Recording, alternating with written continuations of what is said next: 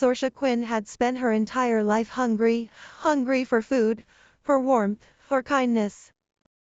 But when her father sold her to a stranger, she never expected her new owner to be the man she'd secretly watched from the shadows for years. Sorsha's hands trembled as she led Mabel through Bridgeford's market square. The cart horse was old and tired, much like Sorsha herself.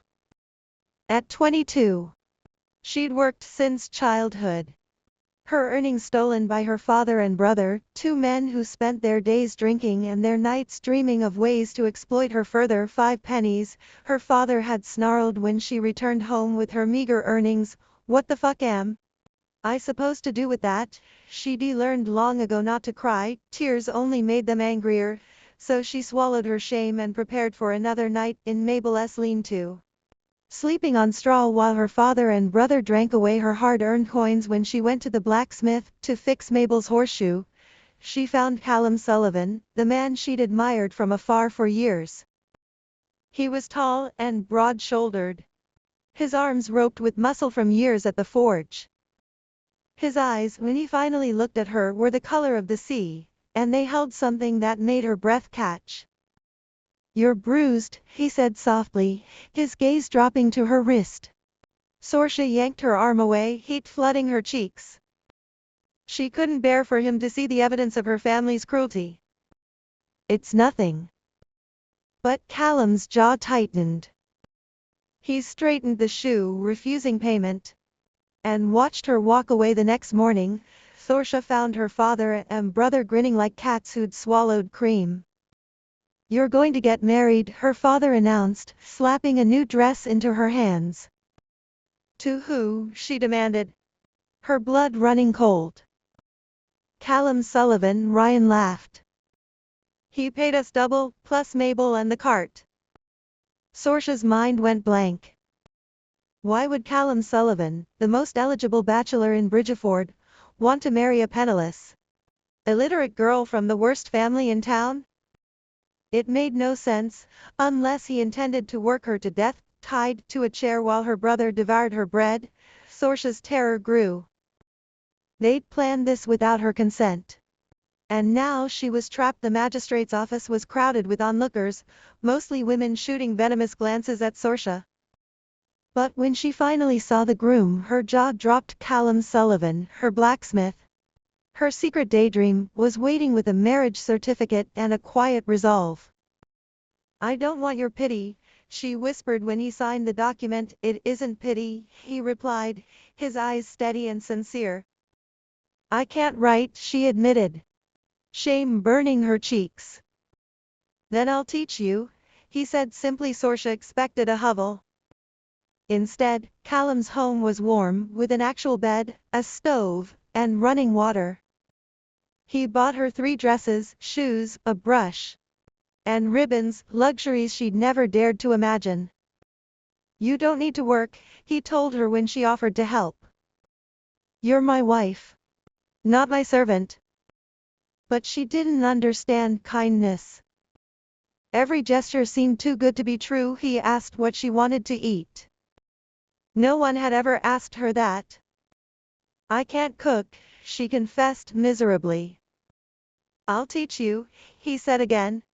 As though it were that simple, Callum kept his promises. He built Mabel a shelter and fixed the cart. When he suggested a trip to Mount Pinnacle, Sorsha couldn't believe it. She'd never left Bridgeford. "Sell the rings," she begged when he bought her a wedding band, that is 200 loaves of bread. Callum shook his head firmly. "They reassemble. A promise." She didn't understand his urgency. She'd been discarded all her life. Why would he be any different that night? Their inn had only 1 room. "There's just 1 bed," Sorsha stated, panic rising. Callum paused, reading her fear. He didn't push. "I'll sleep on the floor," he said, stepping back. Then he handed her the key and walked out. The door clicked shut, the lock turning behind him. She was safe. He'd left her alone. The realization struck her like a blow. He'd been offered everything: her body, her trust, and he'd walked away. Sorsha crept down to the inn's common room. There was no one there. But the door to the street was still swinging, and she saw Callum talking to a pockmarked man.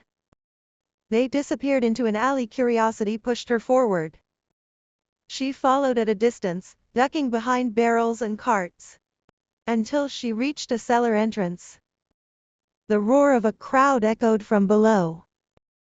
Fighters. Money. Blood. Callum descended into the underground fighting pit, and Sorsha followed. Callum entered the ring, his muscles primed for violence. The crowd chanted his name. Rage, they called him, and he fed on the energy like a starving wolf. This was who he was. A man who'd made his living with his fists, who buried his darkness beneath sweat and blood. The berserker inside him stirred, hungry for destruction. Then he saw her. Sorsha stood at the edge of the crowd, her eyes wide with terror, not for herself, but for him. His opponent was enormous, scarred and grinning. Hammer was past his prime, but dangerous enough. In the second round, the berserker surged forward, and Callum felt himself slipping. He could hear Sorsha calling his name, but it was distant, like a voice carried on the wind. He swung, and Hammer went down. The crowd roared. Callum looked at Sorsha, and saw her flinch. What was he doing? What would he become if he let the darkness take over? He climbed out of the ring and stalked toward her. "We're leaving," he said, gripping her arm and pulling her toward the exit. Sorsha didn't protest. She saw the war in his eyes, the self-loathing simmering beneath the surface. Once outside, the quiet was almost unbearable. "You're afraid of me," Callum said. She shook her head. "I'm afraid for you. I thought they were going to kill you." He stared at her, uncomprehending. She didn't flinch from him. She didn't run. His hands cupped her face. Sorsha didn't pull away. She leaned into his touch, into the man who'd saved her. "You're not like them," she said softly. "You're not a monster. You're just lonely." That night, he built a fire in the privacy of their room. Sorsha watched him as he spread his coat on the floor and lowered himself to the ground. She was quiet for a long time, staring at the ceiling, and when she spoke, her voice sounded almost broken. "Why would a man like you, who could have any woman, choose someone like me?" Callum's throat tightened. She was everything, grace and suffering and unbreakable spirit, and she didn't know it. "I watched you," he said, "for years. Walking past my forge, head high despite the bruises. You never broke. And I knew I wanted you, not because I pitied you, because I loved you."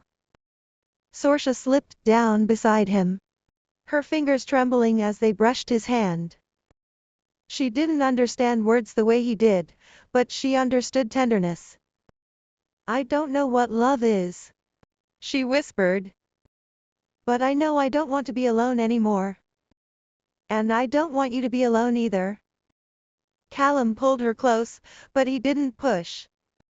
He let her set the pace, let her decide how much she wanted to give that night.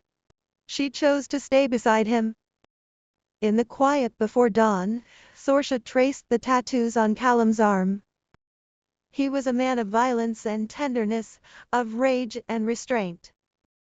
But she wasn't afraid.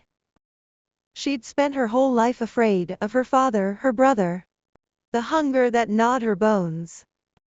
For the first time, she felt she could trust someone. And maybe, just maybe, she could learn to love him.